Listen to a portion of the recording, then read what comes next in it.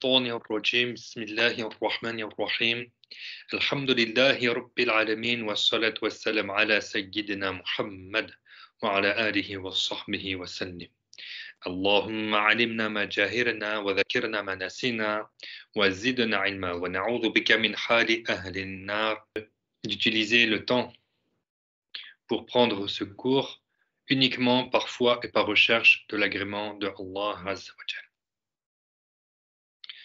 Donc, on reprend dans le livre et on était arrivé à la parole de l'auteur où il cite certains noms de Allah Azza wa Jal que nous allons expliquer, Inch'Allah. Donc, il dit Allah est El-Wahid. El-Wahid, c'est-à-dire celui qui n'a pas d'associé dans la divinité. Donc, El-Wahid, l'unique, c'est-à-dire celui qui n'a pas d'associé dans la divinité, et non pas dans le sens numérique. C'est-à-dire, on ne prend pas le sens El-Wahid au sens numérique, c'est-à-dire le chiffre 1. On ne prend pas ce sens-là, parce que le sens numérique, le chiffre 1, il peut se diviser. D'accord? Il peut se diviser en deux. Et là, tu auras deux moitiés. Si tu joins ces deux moitiés, tu auras 1. Donc, ce n'est pas dans le sens numérique, comme l'a dit l'imam Abu Hanifa. Alors, et on sait que Allah Ta'ala, lui, rien n'est tel que lui. Il est donc unique en lui-même, il est unique en ses actes et il est unique en ses attributs. Donc, le nom de Allah Ta'ala, El-Wahid, c'est celui qui n'a pas d'associé dans la divinité, c'est-à-dire qu'il n'y a pas d'autre Dieu que lui. Hein? Il est le seul créateur. S'il y aurait deux divinités, s'il y aurait deux dieux, là je parle au conditionnel, s'il y aurait deux dieux, alors il y aurait deux volontés divines, il y aurait deux puissances, hein, et à ce moment-là, rien de ce monde n'aurait été ordonné. Parce que s'il y aurait eu deux volontés divines, un aurait voulu telle chose et l'autre aurait voulu autre chose. Et là, le monde aurait été désordonné. Hein, rien de ce monde n'aurait été en concordance. Et si quelqu'un nous dit, oui, mais ils se sont mis d'accord, ces deux divinités ou ces plusieurs divinités se sont mis d'accord pour créer l'être humain tel qu'il est. Alors on lui dit, si il y aurait eu un accord, il y aurait eu alors un besoin de concertation. Il y aurait eu un besoin de concertation.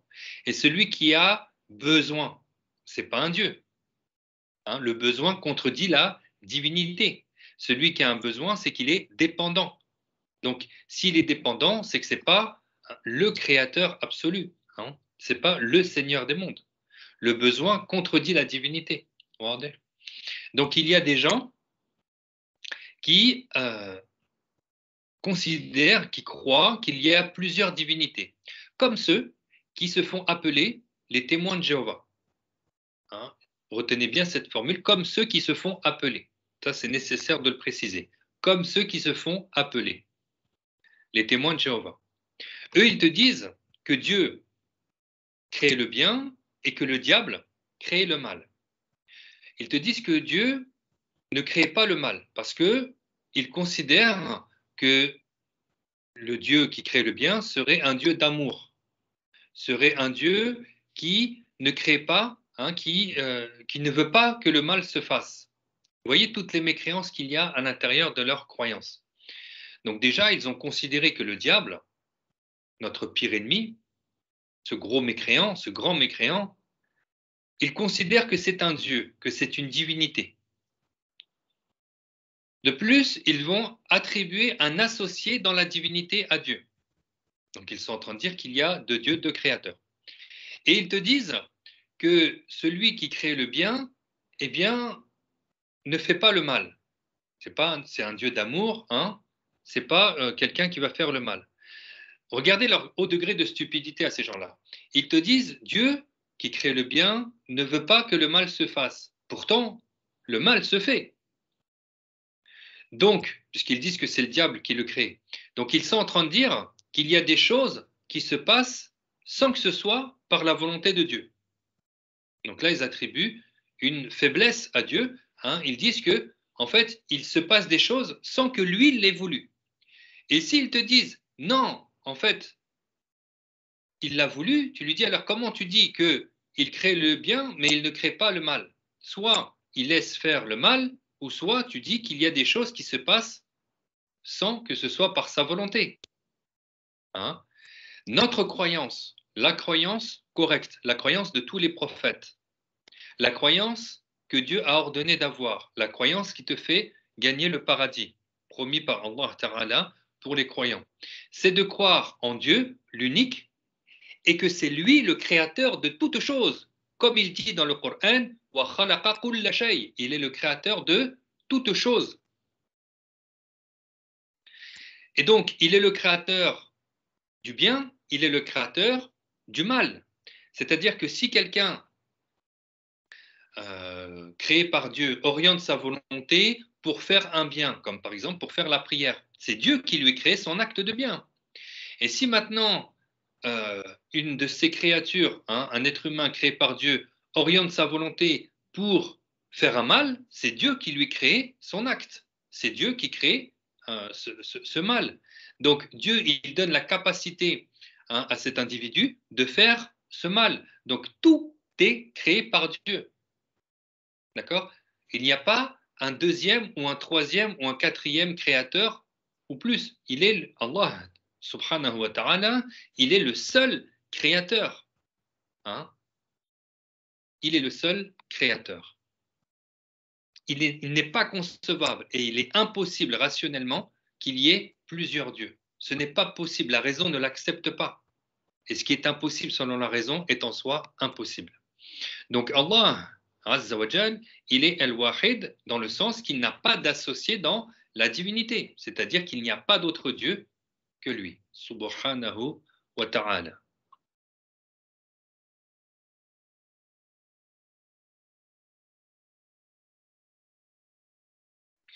Allah Ta'ala, il est Al-Ahad, c'est-à-dire celui qui n'admet ni la division ni la partition parce qu'il n'est pas un corps. Allah Ta'ala est Al-Ahad, celui qui n'admet ni la division ni la partition. Parce qu'il n'est pas un corps, c'est-à-dire que la réalité de son être, subhanahu wa ta'ala, c'est qu'il n'est pas un corps. Alors on va l'expliquer. Comme donc il n'est pas un corps, Allah n'est ni un corps palpable comme l'homme, l'arbre et la pierre, ni un corps impalpable comme la lumière, l'obscurité et le vent. Donc Allah Ta'ala te dit kullu shay'in 'indahu bimiqdar. Ça c'est dans surat Ar-Ra'd. Kullu shay'in 'indahu bimiqdar. Donc la ayah elle te dit que tout ce que Allah Ta'ala a créé bimiqdar, c'est-à-dire que ça a une quantité. Ça a un volume, c'est-à-dire que c'est limité. Tout ce que Allah Ta'ala a créé, eh bien c'est limité. C'est ce que les savants ils ont appelé un jism, un corps. Donc le corps, par définition, c'est ce qui a une longueur, une largeur et une profondeur, une épaisseur. C'est ça qui a un volume, c'est ça qui est un corps. Et le corps, si tu le divises, c'est-à-dire si tu le coupes, d'accord? Tu coupes une partie. Ensuite, cette partie, tu coupes. Ensuite, tu prends la partie coupée et tu la coupes encore. Et tu coupes, et tu coupes, et tu coupes, et tu coupes, et tu coupes, et tu coupes. Les savants du Tawhid, les savants de l'unicité, ils ont dit, vous allez voir pourquoi j'explique ça, ils ont dit, tu coupes, tu coupes, tu coupes, jusqu'à la partie que tu ne peux même plus la voir à l'œil nu, tu coupes, tu la coupes et tu la coupes jusqu'à arriver au jawhar. Ça veut dire la petite particule qui n'est plus divisible, qui est indivisible. Eh bien, de jawhar, ça forme un corps. Eh bien, la réalité de l'être de Allah Ta'ala, elle n'est pas composée de jawhar, elle n'est pas composée de particules. La réalité de son être est unique. La réalité de l'être de Allah Ta'ala est unique dans le sens que Allah Ta'ala n'a aucune ressemblance avec ce qu'il a créé. Le seul qui connaît la réalité de l'être de Allah Azza wa Jal, c'est Allah lui-même. Le seul qui connaît la réalité de son être, c'est Allah subhanahu wa ta'ala. Conformément à ce qu'il nous apprend dans le Coran, que tout ce qu'il a créé, ça a une quantité. C'est-à-dire que c'est un corps. Soit un corps palpable, soit un corps impalpable. Par exemple, la lumière d'une pièce, elle est limitée. Elle est limitée par la pièce. Elle sera plus petite que la lumière d'un lampadaire qui éclaire une rue. Cette lumière du lampadaire, elle sera plus petite que la lumière du soleil. La lumière du soleil sera plus petite, on parle encore de corps, hein, limité, un volume. Donc la lumière du soleil, elle sera plus petite que la plus grande des lumières qui se trouve au paradis. Donc les corps palpables et les corps impalpables, retenez bien, c'est ce qui a une longueur, une largeur et une profondeur. Donc la réalité de l'être de Allah Ta'ala, c'est que ce n'est pas un corps, ni un corps palpable, ni un corps impalpable. Il n'est pas concerné, en d'autres termes, Allah Ta'ala n'est pas concerné par le fait d'avoir une longueur, une largeur et une profondeur. Celui qui est un corps, celui qui est limité, il n'est pas unique et il a forcément besoin de quelqu'un qui lui a donné cette taille plutôt qu'une autre. Celui qui est limité a nécessairement besoin de qui lui a donné cette limite plutôt qu'une autre limite. Ça, c'est une preuve rationnelle, gardez-la, pour exempter Allah Ta'ala de toute ressemblance avec ses créatures. Hein, on se rappelle que le corps, palpable ou impalpable, c'est ce qui a un volume, donc ce qui est limité, et ce qui est limité a besoin de qui lui a donné cette limite. Ce carnet, il ne s'est pas donné sa limite tout seul, son fabricant lui a donné sa limite tout seul. Le mur, il ne s'est pas donné sa limite tout seul. D'accord Moi-même qui suis limité, nous-mêmes qui avons une taille, on ne s'est pas donné notre taille tout seul. C'est Allah Ta'ala qui nous a donné cette taille plutôt qu'une autre. Donc quelqu'un qui va prétendre que Allah Ta'ala il a une taille, il est limité, soit il est en train de dire que quelqu'un aurait donné cette taille à Dieu, au fond, la raison ne l'accepte pas, ça c'est de la mécréance. Ou soit il est en train de dire que c'est Dieu qui s'est donné sa taille lui-même. Donc ça signifierait quoi? Ça signifierait que Allah Ta'ala n'existait pas. Et du fait qu'il n'existait pas, il se serait donné une taille et il serait sorti de l'inexistence pour être en existence, pour exister avec cette taille qui se serait soi-disant donnée. Ce n'est pas concevable. La raison ne l'accepte pas. C'est impossible selon la raison, ce qui est en soi impossible.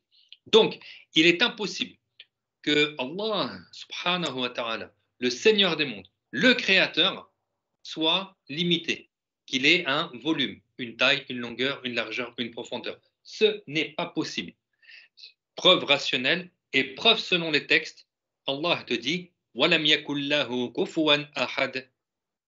Ça veut dire quoi? وَلَمْ يَكُنْ لَهُ كُفُوًا أَحَدٌ. Ça veut dire que Allah Ta'ala n'a aucun équivalent. C'est-à-dire que la réalité de son être est unique. La réalité de son être n'est pas comme la réalité des créatures. Et la réalité des créatures, c'est quoi? C'est que c'est un corps. La réalité des créatures, c'est qu'elles sont, nous sommes des volumes, des corps, palpables ou impalpables. Pour éviter de tomber dans le shirk, pour éviter de tomber dans ce que beaucoup sont tombés malheureusement, c'est-à-dire faire ressembler Allah à ses créatures. Celui qui fait ressembler Allah à ses créatures, il insulte Allah Azza wa Jal. Il est en train de blasphémer Allah Ta'ala. Il est en train de rabaisser Allah au niveau de ses créatures. Donc celui-là, il est mécréant. Pour éviter de tomber dans le shirk billah, dans l'association majeure, ce qui justement Allah Ta'ala a créé l'enfer pour ces gens, pour ces mécréants. Alors on va méditer, pour éviter de tomber dans ce cas-là, on va méditer sur les créatures, et tout ce qu'on va trouver chez les créatures, on ne l'attribue pas à Allah subhanahu wa ta'ala. Tout ce que l'on va trouver chez les créatures, on ne l'attribue pas à Allah subhanahu wa ta'ala. Tout. Chaque chose que tu vas méditer sur les créatures, tu vas leur trouver des caractéristiques, et bien sache que Allah est exempté de ces caractéristiques-là. Il est exempt de tous les attributs, de toutes les formes, de toutes les descriptions. Allah Ta'ala est exempt de tout cela, subhanahu wa ta'ala, il est absolument exempt de tout défaut. Il est exempté de tout défaut. Attribuer un défaut à Allah, c'est de la mécréance. N'est-ce pas que celui qui est un corps, ce n'est pas un être de perfection. Pourquoi? Parce qu'il a besoin de quelqu'un qui le caractérise, qui le spécifie par ses caractéristiques plutôt que d'autres. Il n'est pas dans un cas de perfection, celui-là. Vous entendez? Donc, Allah Ta'ala, il est Al-Ahad, c'est-à-dire que Allah Ta'ala n'est pas un corps, ni un corps palpable, ni un corps impalpable. Donc, il est celui qui ne se divise pas. Il est celui qui ne se divise pas. C'est ça le sens de Al-Ahad, c'est-à-dire l'indivisible. Il n'accepte pas la division.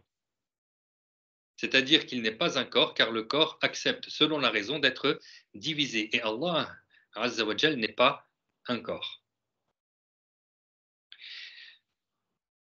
Par exemple, c'est comme ça qu'ils ont répliqué les savants spécialistes du Tawhid, les savants spécialistes de la croyance en l'unicité de Allah. Ils ont répliqué à Ibn Taymiyyah. Vous savez, Ibn Taymiyyah, il a vécu dans le 7e siècle de l'Hégire, et lui, il avait pour croyance que Allah Ta'ala, il était établi sur son trône. Donc, si on reprend l'explication, le trône, eh bien, c'est un corps limité. Regardez comment les savants, ils sont très intelligents, masha'Allah.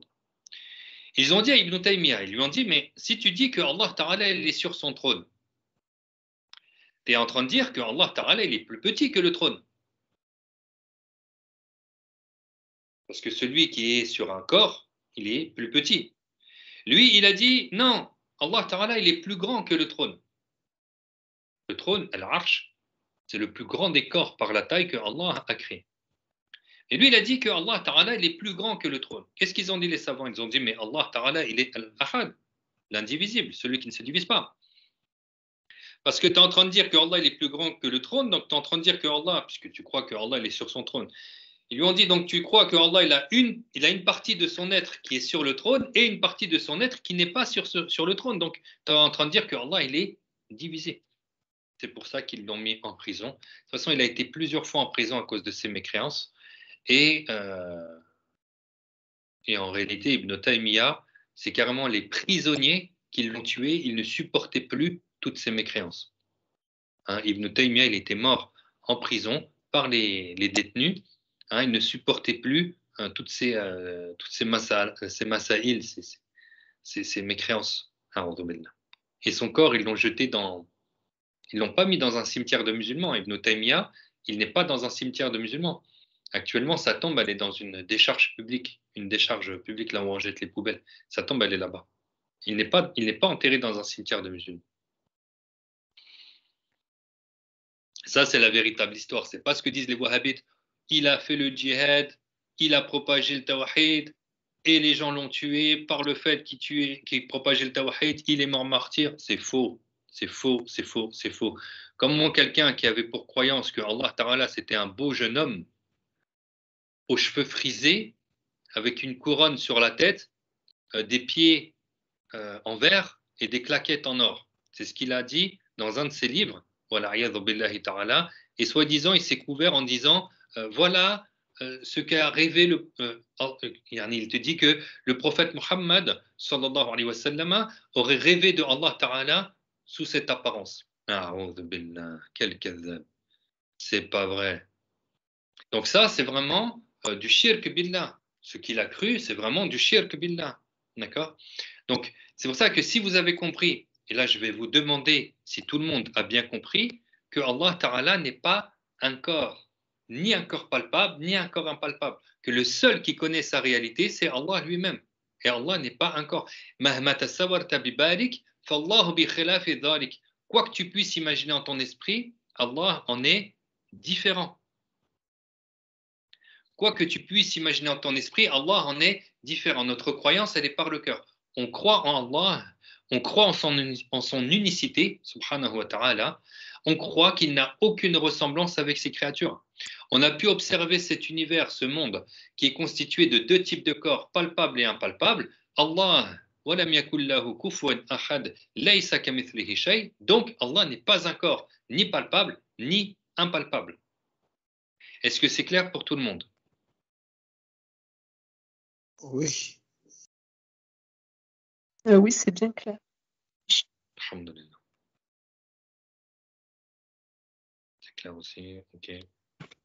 Eh oui, c'est bien clair. Alhamdulillah. Ça, c'est très, très, très important. Gardez cette explication et retransmettez-la. Comme ça, les gens ne vont plus attribuer à Allah les mains, le visage, la jambe, le pied, les yeux, les oreilles, comme Ibn Baz a attribué les oreilles à Dieu, où il a dit que Dieu avait 2 yeux globuleux. Et ce sont ces gens qui te disent, nous on est les plus proches des compagnons, voilà, billahi ta'ala. Si on a compris que Allah ta'ala n'est pas un corps, ni palpable ni impalpable, alors on ne lui attribue pas tout ce qui est corps physique. La main, c'est la fin d'un bras avec ou sans doigt. Le visage, c'est la partie haute, ou la face, c'est la partie haute du corps. La jambe, le pied, etc.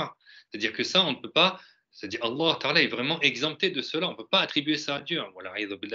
Pour celui qui lui attribue, c'est du shirk billah, sans aucun doute.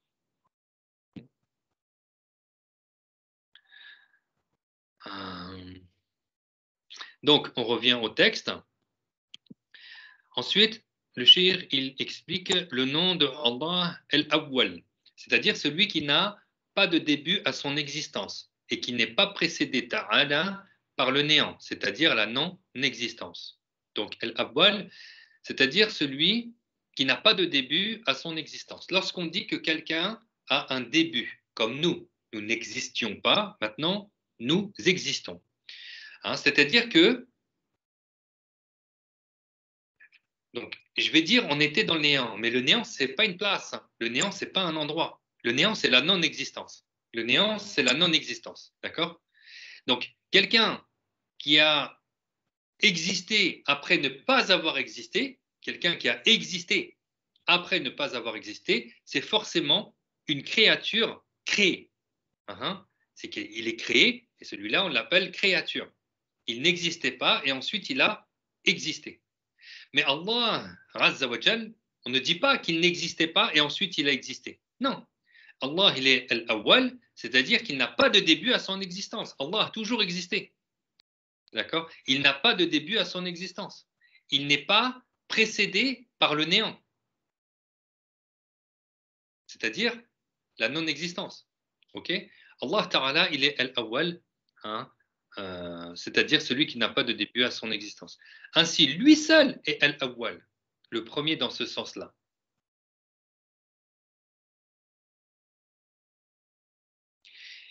Et le nom, ce nom, al-awwal, a la même signification que le nom al-qadim. Al-qadim, lorsque ce terme est employé au sujet de Allah, vient dans le même sens que al-awwal. Car le fait que Allah soit qadim, c'est-à-dire qidamullah, c'est un attribut propre à son être et ce n'est pas temporel. Donc là, je vais faire quand même une petite remarque.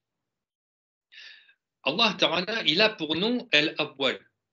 Littéralement traduit, ce mot-là, c'est-à-dire si on prend le sens littéral, on le donnerait aux créatures. Donc Allah Ta'ala, il est al-awwal, et donc la signification digne de Allah Ta'ala fait partie des sens du mot al-awwal, du terme al-awwal. Donc al-awwal pour Allah Ta'ala, c'est celui qui n'a pas de début à son existence. Tandis que si tu dis au sujet d'une créature que, par exemple, Sayyidina Adam, il est awwal de son genre, c'est-à-dire il est le premier de son genre. D'accord? Adam, alayhi salam, il est le premier du genre humain. Donc après lui, il y a eu d'autres humains. Donc il y a eu sa femme, Hawa, qui a eu 40 grossesses selon un avis, 41 grossesses selon un deuxième avis. Donc elle a eu des grossesses et ensuite il y a une descendance. Donc Adam, il est le premier du genre humain. Mais on ne dit pas que Allah Ta'ala est le premier de son genre. Non. Al-awwal pour Allah Ta'ala, c'est celui qui n'a pas de début à son existence, qui n'est pas précédé par le néant. Il est El-Qadim. Donc El-Qadim, c'est-à-dire lorsqu'on utilise ce terme pour Allah Ta'ala, eh bien ça vient dans le même sens que Al-Awwal. Encore une fois, El-Qadim, si tu dis d'une créature qu'elle est Qidam, c'est-à-dire qu'elle est ancienne. Par exemple, ce meuble, il est ancien, d'accord?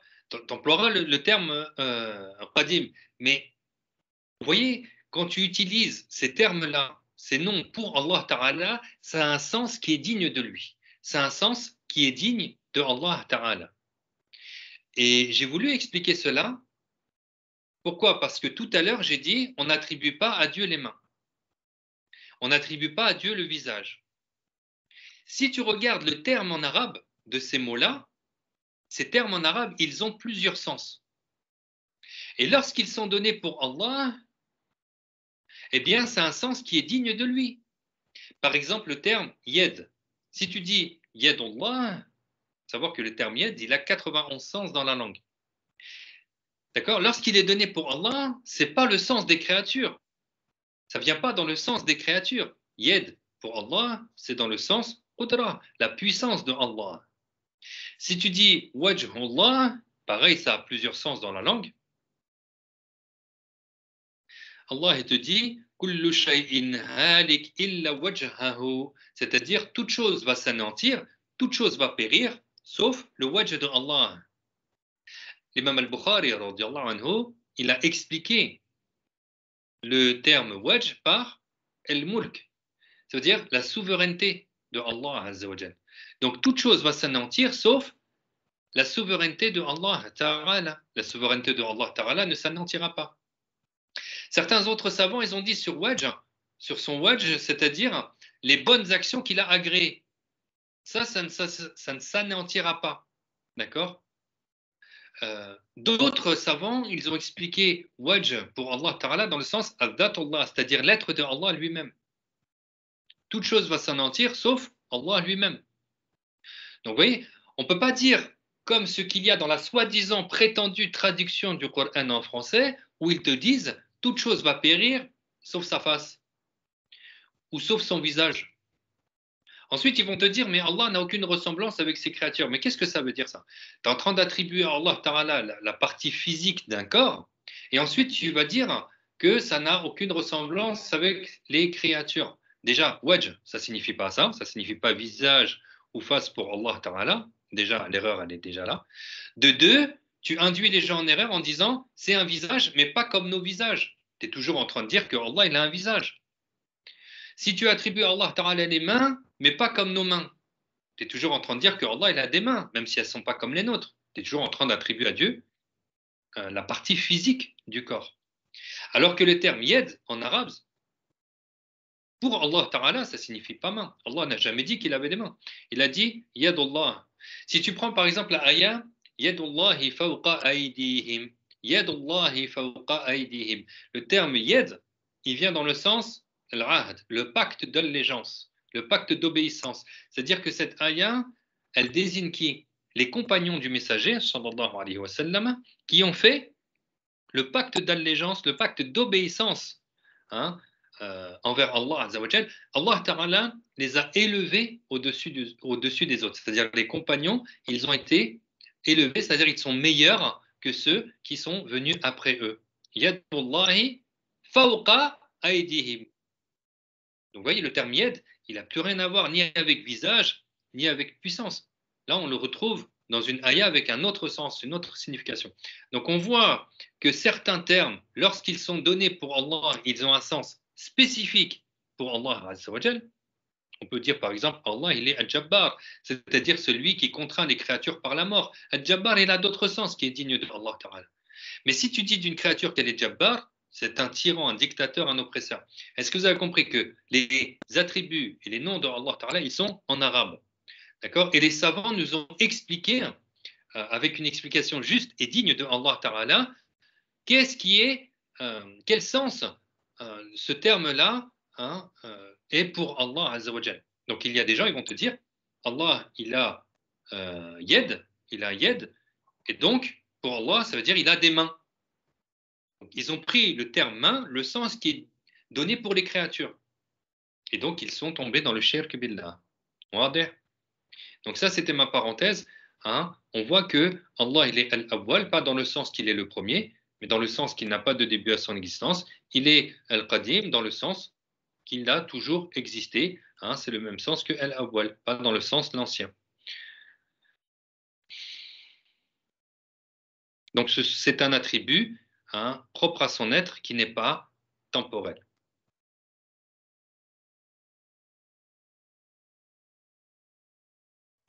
Allah Ta'ala, il est Al-Hayy.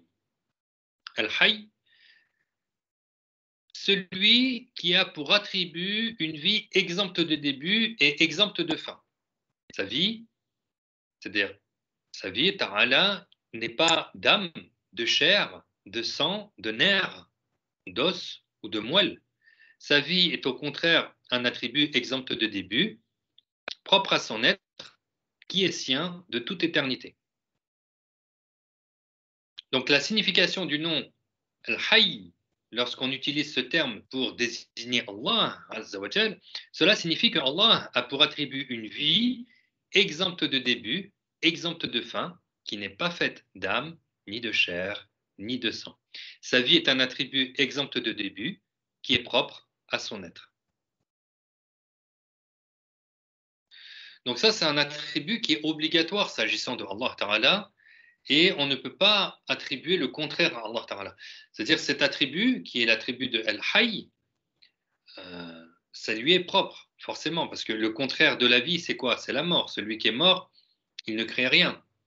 Hein. Donc Allah Ta'ala, il a cet attribut, Al-Hayy, mais quand il est donné pour Allah Ta'ala, on l'a compris, c'est pas comme si on disait nous avons pour attribut la vie, donc nous on vit avec une âme. Un corps sans âme, il vit pas. Quand tu vois quelqu'un que tu as connu et ensuite il est mort, tu vois toujours son corps. Mais pourquoi il est mort? Parce que l'ange Azraïl, il a retiré l'âme de ce corps. Donc là, on a un corps sans âme. C'est un corps qui est mort. Hein. Lorsqu'il y a la vie, c'est au bout de 120 jours de grossesse. Lorsque la femme est enceinte, au bout de 120 jours, Allah Ta'ala, il ordonne à un ange d'insuffler l'âme dans ce fœtus. Donc, 120 jours, ça y est, l'âme est dans ce corps. Donc là, il y a la vie. Hein. Donc, c'est pour ça que c'est très grave d'avorter après 120 jours de grossesse, parce que c'est considéré comme un crime, un homicide, un meurtre, un assassinat. Hein. Tu as tué un être vivant après 120 jours de grossesse. Ça, c'est très grave. Donc voilà ce que c'est la vie, c'est un corps avec une âme. Les anges, ils ont une âme. Les djinns, ils ont une âme. Les animaux, ils ont une âme. Et lorsque l'âme est retirée, ben, c'est la mort. Donc ça, c'est notre vie à nous, les créatures. Mais Allah Ta'ala, Al-Hayy, il est Al-Hayy, signifie qu'il a pour attribut une vie exempte de début, exempte de fin, qui n'est pas faite ni d'âme, ni de chair, ni de sang. Allah Ta'ala, ce n'est pas un corps. Vous l'avez compris. Il est Al-Qayyum, c'est-à-dire celui qui n'a pas besoin d'autrui. Al-Qayyum, celui qui n'a pas besoin d'autrui. Alors, certains savants, ils ont dit Al-Qayyum, ça a ce sens-là. D'accord? C'est-à-dire qu'il n'a pas besoin d'autrui. D'autres savants, ils ont dit Al-Qayyum au sujet de Allah signifie celui qui est éternel, qui ne s'anéantit pas. D'accord? Ça signifie celui qui est éternel, qui ne s'anéantit pas. D'accord? Donc, Al-Qayyum, c'est comme le nom de Allah Al-Ahad, qu'on a cité tout à l'heure. On a dit que ça veut dire c'est l'indivisible, mais certains savants, ils ont dit Al-Ahad, ça a le même sens que Al-Wahid. D'accord? C'est-à-dire l'unique. Donc, les savants, ils ont donné des significations de ces noms-là, toujours de ce qui est digne de Allah Azza wa Jal. Il est Ad-Da'im, c'est-à-dire celui qui n'advient et n'est possible aucun anéantissement, parce que l'anéantissement est impossible selon la raison le concernant. Il n'est donc d'être éternel dans ce sens-là que Allah Ta'ala. La preuve selon la raison que Allah il lui est impossible l'anéantissement. Puisqu'il est confirmé que l'être de Allah Ta'ala est éternel, exempt de début. Eh bien, ta raison te dit que celui qui est éternel, exempt de début, il est éternel, exempt de fin. Tout comme ta raison te dit que celui qui a un début, la raison accepte qu'il peut avoir une fin. Ta raison te dit que ce qui a un début, ça peut avoir une fin. Ce que c'est créé, ça peut être anéanti. Et ta raison te dit que celui qui est exempt de début, il est éternel. Exempt de début, il est éternel, exempt de fin, tout simplement. Donc la signification de Ad-Da'im, c'est-à-dire celui à qui il n'arrive pas et il n'est pas possible qu'il lui arrive l'anéantissement. Il a le même sens que le nom El-Baqi. Ensuite, le cheikh il dit, il est El-Khaliq. El-Khaliq, c'est-à-dire celui qui crée et fait entrer en existence toutes les créatures du néant à l'existence. Donc cette signification-là, elle est propre à l'imam Abul Hassan al-Ash'ari. Il te dit que El-Khaliq, c'est celui qui crée et fait entrer en existence toutes les créatures du néant à l'existence.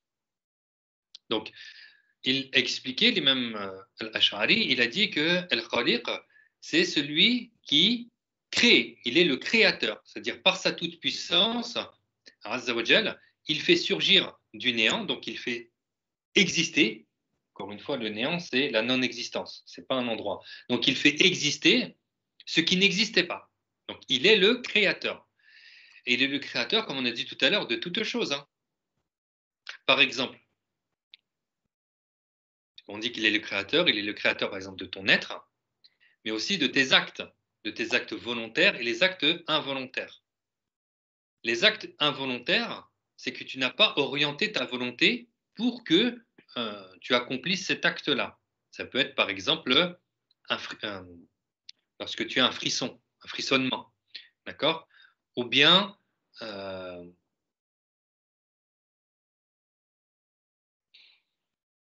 alors attends, on me pose une question. Attention. Donc par exemple, donc les actes volontaires, c'est par exemple aussi les battements de cœur. Voilà, ton cœur il bat, c'est pas toi qui actionne un bouton, c'est pas toi qui veux que ton cœur il bouge, d'accord? Pourtant ton cœur il bat. Donc chaque battement a un début. Donc chaque battement qui a un début, avant il n'existait pas et maintenant il existe. Donc Allah Ta'ala est le créateur de tout cela. Donc le nom de Allah Ad-Da'im a le même sens que le nom El-Baqi. El-Baqi.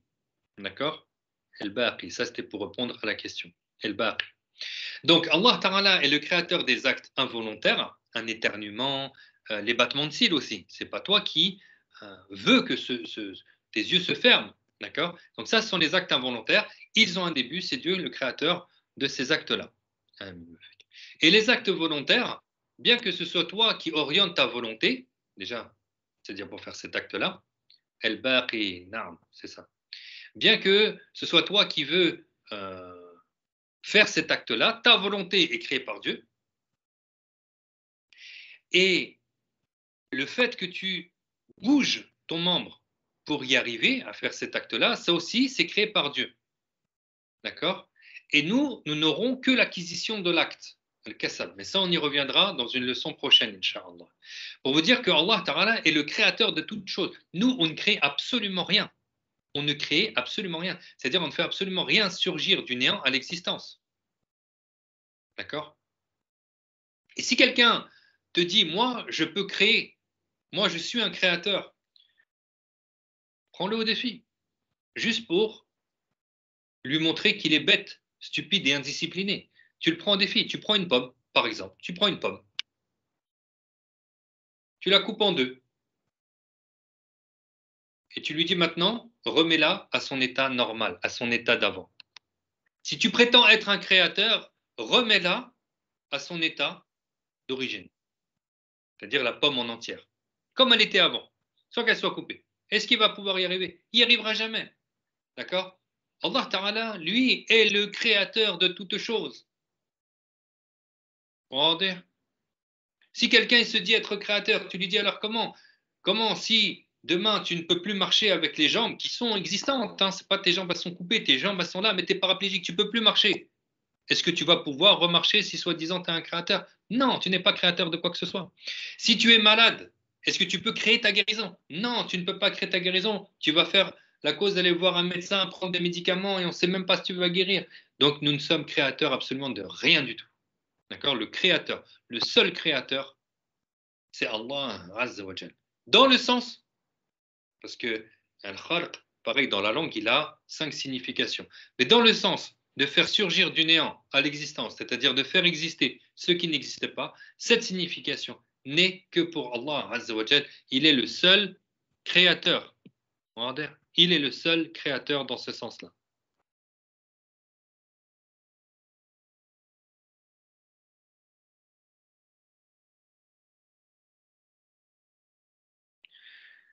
C'est-à-dire, c'est celui qui fait entrer en existence tout ce qui entre en existence. Et tout autre que Allah Ta'ala est entré en existence par la création de Allah Ta'ala, par son acte de donner l'existence. La création, c'est le fait de faire surgir du néant à l'existence. Il n'y a pas de créateur dans ce sens-là, si ce n'est Allah. Donc, il n'y a pas une seule créature qui existe sans que ce soit par la création de Allah Ta'ala. Ainsi, donc l'esclave ainsi que l'acte de l'esclave sont par la création de Allah. Ainsi nous-mêmes, nos êtres, ainsi que nos actes, nos mouvements, les changements de nos cœurs, tout cela est par la création de Allah subhanahu wa ta'ala. Ya muqallib al-qulub, thabbit qalbuna ala dinik. C'est-à-dire, ô toi qui fais changer les cœurs, ô Allah, toi qui fais changer les cœurs. Maintiens nos cœurs sur la religion que tu as agréée, sur l'islam. L'esclave acquiert un acte, mais c'est Allah qui crée cet acte. Ainsi même les causes ne créent pas les effets. Les causes ne créent pas les effets. Par exemple, la nourriture ne crée pas le fait d'être rassasié. Le feu ne crée pas la brûlure. Allah est le créateur du feu et il est le créateur de la caractéristique du feu, de l'attribut qui est la brûlure. D'accord? Tout comme le glaçon ne crée pas la froideur. Le glaçon est créé par Allah et le fait d'être froid, c'est Allah qui le crée comme le feu. C'est Dieu qui crée le feu et c'est Dieu qui crée la chaleur du feu. Si Allah veut, il crée un feu qui ne brûle pas. Et c'est déjà arrivé plusieurs fois, comme ce que vous connaissez sur le qasas Sayyidina Ibrahim, sur l'histoire de notre maître Ibrahim, alayhi salam, lorsque a ordonné de jeter notre maître Ibrahim dans le feu. Un feu tellement grand, tellement puissant que personne ne pouvait s'approcher de lui, même les oiseaux qui passaient au-dessus de ce feu, ils se faisaient brûler. Mais lorsque notre maître Ibrahim alayhi salam s'est retrouvé dans le feu n'a pas brûlé ni son corps, ni ses vêtements. Le feu n'a brûlé que les liens sur lesquels il était attaché, et le feu est devenu pour notre maître Ibrahim paix et fraîcheur, comme Allah nous l'apprend dans le Coran. Donc le feu ne crée pas la brûlure, la nourriture ne crée pas le rassasiement. L'eau ne crée pas le fait de la satiété, ne crée pas la satiété, le fait de ne plus avoir soif. L'eau ne crée rien du tout. Ainsi, lorsque le feu touche quelque chose et que cette chose brûle, ce n'est pas par le fait que le feu a créé cette brûlure, mais c'est Allah qui a créé la brûlure lorsque le feu a touché cette chose. Et si ce n'est Allah qui a voulu que cette chose brûle, et si ce n'est Allah qui a destiné que cette chose brûle, cette chose n'aurait pas brûlé, même si le feu l'avait touchée. Si Allah a voulu que cette chose touchée par le feu ne brûle pas, cette chose n'aurait pas brûlé.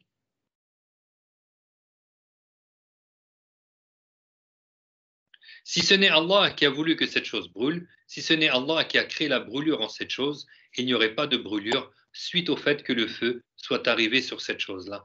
Tout comme cela a eu lieu pour notre maître Ibrahim alayhi salam.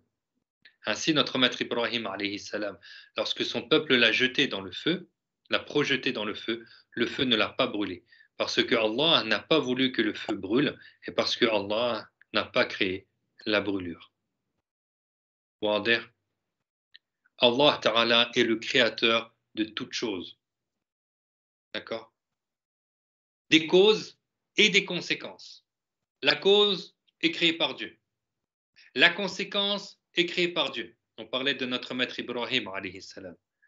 N'est-ce pas que lorsqu'il a voulu égorger, lorsqu'il a, sur ordre de Allah, voulu égorger son fils, hein, le couteau a été sur la gorge, et lorsqu'il a tranché, le couteau n'a pas coupé, il n'a rien coupé. Allah Ta'ala, hein, n'a pas créé la coupure. Ibrahim alayhi salam, il a recommencé une deuxième fois. La deuxième fois, le couteau n'a pas coupé le cou de notre maître Ismaïl. Hein? Les prophètes, ils obéissent à Allah Ta'ala dans tout dans tous les ordres qu'ils ont reçus, hein, de la part de Allah Ta'ala. Ensuite, Sayyidina Jibril alayhi salam, il a fait descendre un bélier du ciel. Avec ce même couteau, Sayyidina Ibrahim, il a égorgé le bélier. Et là, la coupure, Allah Ta'ala a créé la coupure sur le cou de ce bélier. Hein? Sayyidina Ibrahim a sacrifié, c'est-à-dire le bélier a été sacrifié, hein, à la place de Ismaïl. Et avec ce même couteau, il a coupé. Donc vous voyez, Allah Ta'ala est le créateur des causes et des conséquences. La cause de la brûlure, c'est la chaleur produite par le feu. Mais c'est Allah Ta'ala qui crée la chaleur de ce feu. Le feu, c'est une cause, la conséquence, c'est la brûlure. C'est Allah Ta'ala qui crée la brûlure. Allah est le créateur de toutes choses. Comme on a dit tout à l'heure, il est le créateur du bien, il est le créateur du mal. Il est le créateur de toutes choses. Et il n'y a pas un autre créateur si ce n'est Allah, hein, Azza wa Jal. Il n'y a pas d'autre créateur si ce n'est Allah, Azza wa Jal.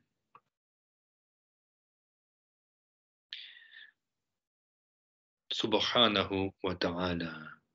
Il est Raziq, c'est-à-dire celui qui pourvoit. Donc, il est celui qui fait parvenir la subsistance à ses esclaves.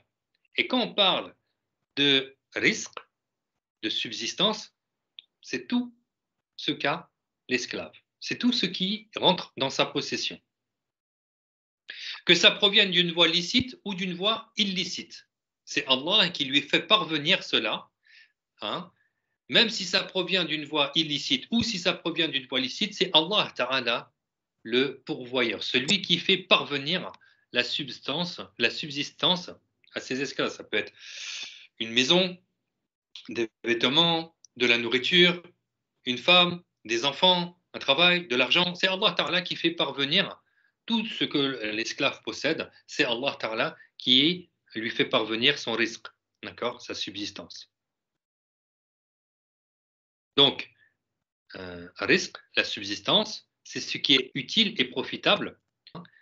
Il est déjà prédestiné par Allah Azza wa Jal. Il est déjà prédestiné par Allah Ta'ala. Il y a un savant qui a dit qu'il est étonnant le cas de celui qui s'acharne à obtenir ce dont il a la garantie, puisque notre risque, il nous a été prédestiné. Ça, on a cette garantie. Ne vous inquiétez pas, on va manger, on va s'habiller. Hein, alhamdulillah, yani Allah Ta'ala nous a garanti notre subsistance, notre risque. Et nous avons appris par le prophète Muhammad sallallahu alayhi wa sallam qu'une bouchée de nourriture, un toit, yani pour te couvrir du vent, de la pluie, un toit, une bouchée de nourriture, et de quoi poser ta tête pour dormir, c'est comme si tu avais possédé tout ce bas monde. C'est comme si tu avais possédé tout ce bas monde. Notre maître Omar ibn al-Khattab, il avait un seul vêtement. Quand il est mort, il y avait 40 bouts de pièces sur son qamis. C'est-à-dire à chaque fois qu'il y avait un trou, il mettait une bout de pièce dessus. Le soir, il le lavait et le matin, il était sec, il le remettait. Donc, notre risque, il nous a été prédestiné. Et chercher à obtenir plus, encore, plus, c'est pas pour cela que Allah Ta'ala nous a créés. C'est-à-dire, à quoi ça sert d'avoir un garage avec 25 voitures? Ça sert à quoi en fait? À quoi ça sert d'avoir plusieurs maisons? À quoi ça sert? Dans le même endroit, tu as plusieurs maisons. Mais à quoi ça sert? Alors qu'il y a des gens qui n'ont pas du tout de maison. Il y a des gens qui n'ont pas du tout de moyens de transport. Avoir beaucoup de vêtements, bon, mais en réalité, à quoi ça sert? Il y a des vêtements que tu vas retrouver. Il y a des gens, ils me disent, oh là là, ils regardent leur armoire, il fallait remplir de vêtements et tu te dis, ah, j'ai rien à me mettre aujourd'hui. L'armoire, elle est remplie. Hein. Il n'y a même plus de place. Il y a des vêtements qu'il a depuis des années, mais qu'il ne met plus. Pourquoi? Ça reste un pullover, ça reste un pantalon, ça reste un camis. Tu peux le remettre. Tant qu'il est pas déchiré, même s'il est déchiré, tu le recouds. Et si tu le veux plus, tu le donnes à quelqu'un, à un pauvre. Lui, t'inquiète pas, il va savoir quoi en faire. Mais à quoi ça sert d'avoir plus que ce que tu as déjà? D'accord? C'est comme quand quelqu'un il mange. Il n'y a plus de place dans son estomac. C'est comme quand tu remplis une bouteille d'eau. Tu vois, la bouteille d'eau, à un moment donné, il n'y a plus de place. Ça va déborder. Lui, son estomac, il est rempli et il veut encore manger et manger, et boire et boire.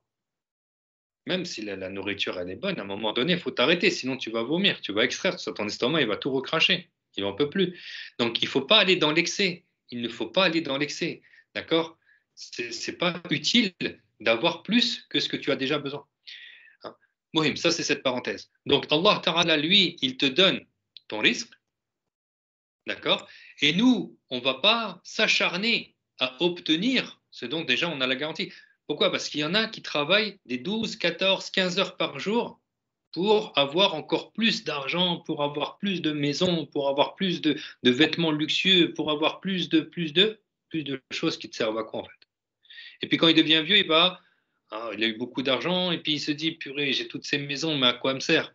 Mes enfants, ils m'ont laissé, je me suis pas occupé de mes enfants, je me suis occupé que à travailler, et j'ai pas donné une bonne éducation à mes enfants, et maintenant mes enfants, ils sont loin de moi, ils veulent même plus me voir, à quoi ça me sert mes maisons? À quoi ça me sert toutes ces voitures? À quoi ça me sert tout cet argent? Ne m'est plus utile. Et en plus, j'ai plus ma santé. Alors lui, il va essayer de dépenser son argent pour récupérer une santé qu'il a perdue dans son travail. Ça, mais là, le plus important, c'est qu'il n'a pas œuvré pour son au-delà.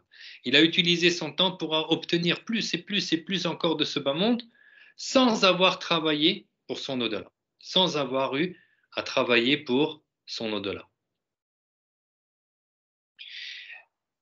Et je vais finir sur ce sujet. L'objectif de l'être humain, c'est d'adorer Allah Ta'ala, donc d'accomplir ses obligations et d'éviter les péchés. Et donc, c'est de travailler dans ce bas monde pour rechercher l'agrément de Allah Ta'ala, de travailler dans ce bas monde pour son au-delà, pour construire son au-delà. Parce que quand tu vas partir de ce bas monde, tu ne vas retrouver que ce que tu as construit dans ton au-delà. Si tu n'as rien construit dans ton au-delà, tu vas y aller dans l'au-delà. Mais qu'est-ce que tu vas trouver puisque tu n'as rien construit? Alors on va me demander, mais comment on fait pour œuvrer pour son au-delà, pour construire dans son au-delà? Pour que je puisse retrouver dans l'au-delà les récompenses de la part de Allah Ta'ala. C'est tout simplement en faisant le bien. Déjà, accomplis tes obligations, fais tes 5 prières, fais le jeûne de Ramadan. Si tu as l'argent pour aller au Hajj, vas-y, d'accord? Parce que l'obligation, elle est tombée sur toi, tu as la capacité physique et financière, donc tu dois y aller maintenant. Et si tu as dépensé ton argent pour acheter une voiture, vu que l'obligation, elle est tombée sur toi, tu dois vendre ta voiture et récupérer cet argent pour aller au Hajj, parce qu'il y a des gens, ils te disent, ah, pendant ce mois-ci, j'ai pas l'argent, j'ai pas à aller au Hajj, je peux pas, j'ai pas l'argent. Alors qu'il y a 6 mois, il avait l'argent, mais il l'a dépensé pour autre chose. Mais lorsqu'il avait l'argent, il avait la capacité physique et financière.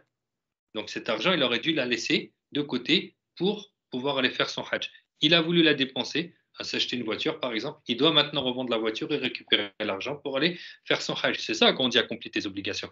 Quand on te dit accomplir tes obligations, c'est acquitte-toi de la zakat. Si tu es commerçant, sache que tu es probablement sujet à payer la zakat à la fin d'une année lunaire sur ton commerce. Si tu as des bovins, des ovins, c'est pareil. Si tu remplis les conditions, hein, tu es peut-être sujet à payer la zakat à la fin d'une année lunaire. Donc, quand on te dit accomplir tes obligations, observe quelles sont tes obligations et décharge-toi-en. Et à partir de là, tu gagneras l'agrément de Allah Ta'ala. Il en est de même pour éviter les péchés. Il faut se rappeler quand même que éviter un haram, éviter une désobéissance à Allah Ta'ala, ça t'est plus profitable, ça t'est plus profitable que d'accomplir 1000 rak'ah sunnah. Éviter un seul haram, ça t'est plus profitable que de faire 1000 rak'ah sunnah. Et quand quelqu'un fait 1000 rak'ah sunnah, pour celui qui a essayé, il a constaté que c'est très physique. C'est très physique et en plus ça demande beaucoup de temps pour celui qui n'a pas la baraka dans le temps. Mais le fait d'éviter un haram, c'est mieux, c'est plus profitable que de faire 1000 rak'ah. Encore une fois, tu te rapproches de l'agrément de Allah Ta'ala, tu gagnes l'agrément de Allah Ta'ala et Inch'Allah Ta'ala, dans l'au-delà, Allah il va te récompenser pour les efforts que tu as fournis. Il va te récompenser en bien pour les efforts de bien que tu as fournis par crainte à son égard, par amour pour Allah Ta'ala, par soumission à son égard. Allah Ta'ala, il va te récompenser. Tu peux également construire ton au-delà en faisant les rawatib. Hein, c'est quoi les rawatib? C'est les 12 rak'ah sunnah que tu fais dans la journée. Elles sont réparties, donc 2 rak'ah avant le subh, donc la prière du fajr. Tu fais les 2 rak'ah sunnah avant les 2 rak'ah obligatoires du subh.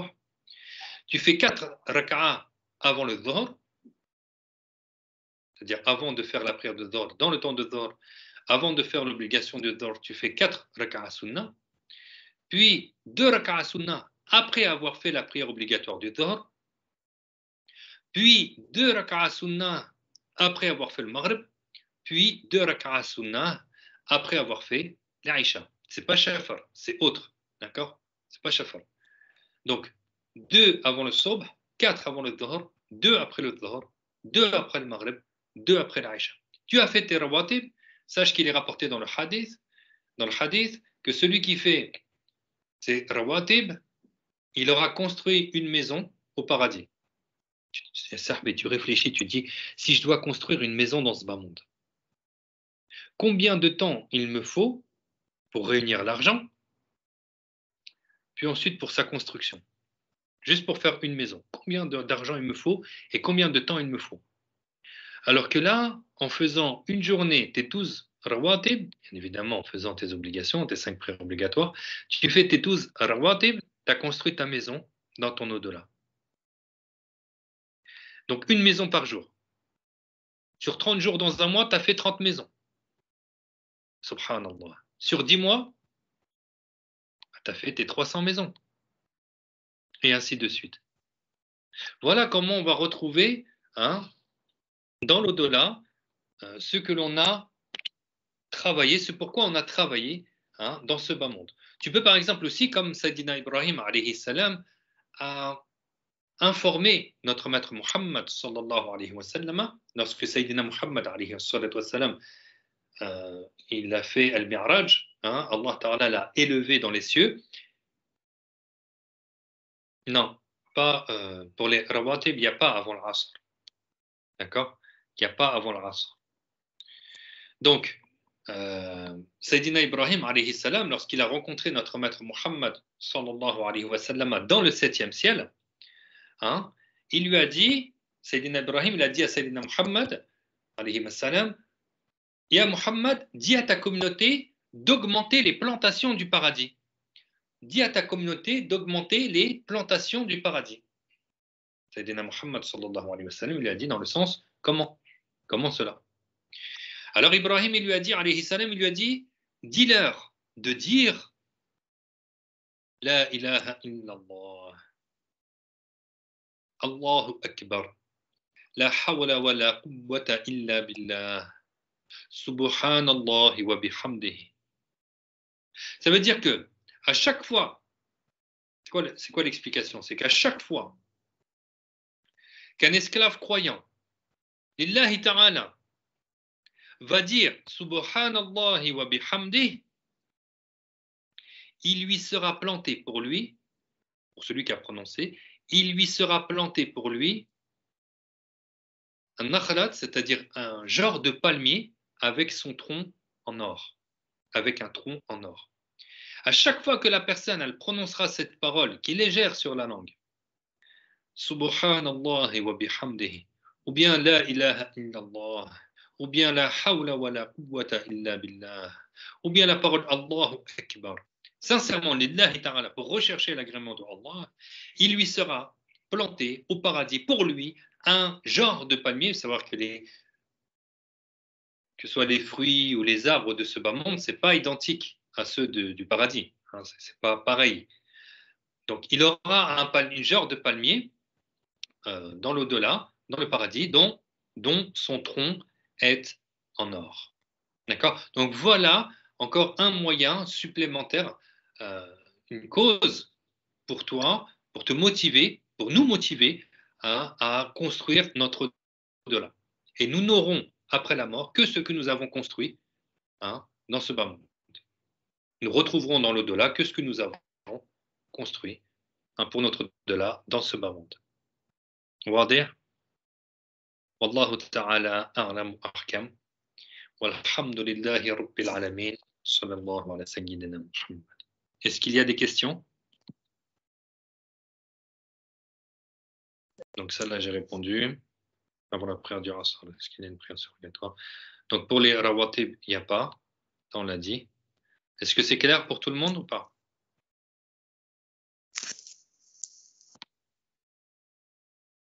Oui, c'est clair. Alhamdulillah. Oui, c'est bien. Ok, Celui qui a les prières de rattrapage. Celui qui a des prières de rattrapage. Il doit les rattraper d'abord avant de faire les prières surérogatoires. Oui, tout à fait, oui, ça c'est... Oui, ça c'est effectivement, c'est-à-dire qu'on a parlé des prières surérogatoires, mais on ne priorise pas le surérogatoire au détriment de l'obligatoire. Parce que ce sur quoi on sera interrogé en premier, en priorité, c'est est-ce que tu as accompli tes obligations? Est-ce que tu as fait tes prières obligatoires? D'accord? Donc, celui qui a manqué à des prières obligatoires, il est indispensable et nécessaire de les rattraper immédiatement. De les rattraper immédiatement. Toutes les prières obligatoires manquées doivent être rattrapées avant de s'engager dans le surérogatoire. Pourquoi? Parce que tu ne sais pas quand est-ce que tu vas mourir, tu ne sais pas la date exacte de ton terme dans cette vie, tu ne le sais pas. Et donc, puisque Allah nous a rendu obligatoire, il faut qu'on se décharge des obligations avant d'engager du surérogatoire. D'accord? Donc, tout ce qui est prières obligatoires, elles doivent être immédiatement rattrapées. D'ailleurs, l'imam Malik a dit, radiallahu anhu, pour être sauf du péché, donc pour celui qui doit rattraper, il doit rattraper au minimum 2 jours par jour. Hein. Au minimum 2 jours par jour. C'est-à-dire, par exemple, s'il avait 50 prières à rattraper, donc il prend son calepin, d'accord, et tous les jours, il va rattraper plusieurs jours de prières, d'accord, jusqu'à arriver à éponger ces 5 années. Par contre, l'imam Shafi'i, lui, il a dit, attention, la personne, elle ne fait que rattraper et elle ne s'arrête que pour manger, aller aux toilettes et dormir. Sinon, tout le temps qui passe, elle doit l'utiliser à rattraper toutes ces prières manquées. D'accord? Donc, si elle a 1 an de prières à rattraper, donc ça fait 365 jours. Sur chaque jour, il y a 5 prières. Subh, Dor, Asr, Maghrib, Aïcha. 1 jour de rattraper.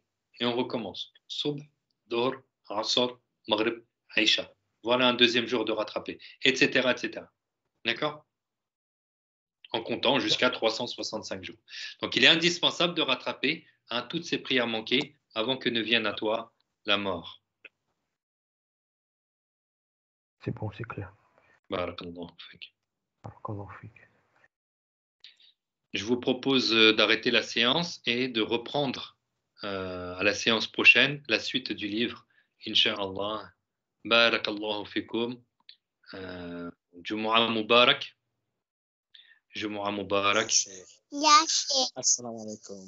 Assalamu alaikum. Wa alaykum assalam. Wa alaykum assalam wa rahmatullahi wa barakatuh. Millions de boussas. À bientôt, Inch'Allah. Assalamu alaikum wa rahmatullahi wa barakatuh.